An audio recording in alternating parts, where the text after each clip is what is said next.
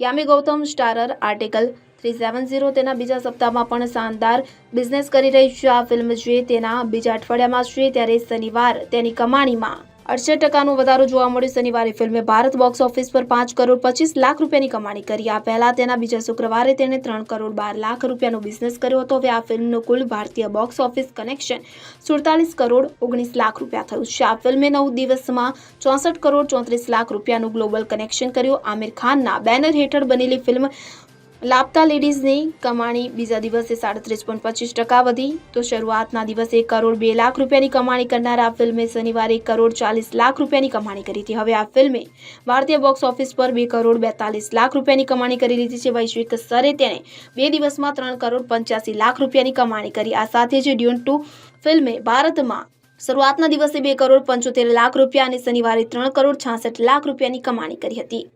Bureau report CN24 news. હવે જુઓ દેશ દુનિયાની તમામ ખબરો તમારી આંગળીના ટેરવે।